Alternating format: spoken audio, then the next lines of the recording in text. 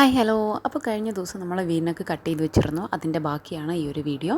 അപ്പം അത് നമുക്കിനി തയ്ക്കാൻ വേണ്ടിയിട്ടുള്ള പരിപാടിയാണ്.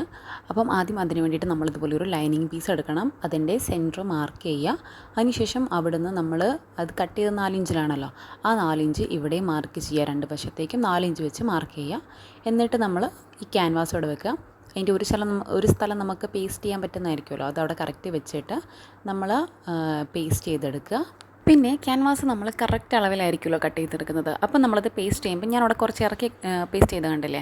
അപ്പം കുറച്ച് ഗ്യാപ്പ് വിടണം, കാരണം നമുക്ക് ഷോൾഡർ ജോയിൻ ചെയ്യുമ്പം തയ്യൽ തുമ്പ് വേണമല്ലോ, അതിന് വേണ്ടിയിട്ടാണ്.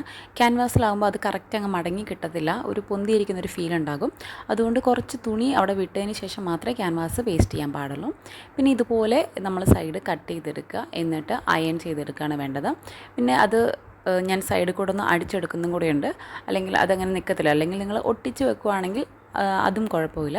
അപ്പം ഞാൻ ജസ്റ്റ് ഒന്ന് അടിച്ചെടുത്തു.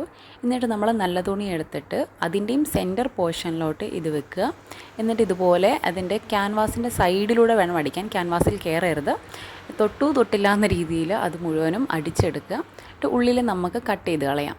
കട്ട് ചെയ്ത് കളഞ്ഞിട്ട് അവിടെ ആ കോൺ പോർഷനിൽ അവിടെ നമ്മൾ ചെറിയൊരു കട്ടും കൂടി ഇട്ട് കൊടുക്കണം. മറിഞ്ഞ് കിട്ടാനുള്ള എളുപ്പത്തിലാണ്. അപ്പം അങ്ങനെയും കൂടെ ചെയ്ത് കഴിഞ്ഞാൽ നമുക്ക് ഈസി ആയിട്ടത് മറിഞ്ഞ് കിട്ടും. ഇനി അത് മറിച്ചെടുത്തിട്ട് ജസ്റ്റ് ഒന്ന് അടിച്ചാൽ മതി. അപ്പം നമ്മുടെ വീനക്ക് ഇവിടെ റെഡിയാണ്.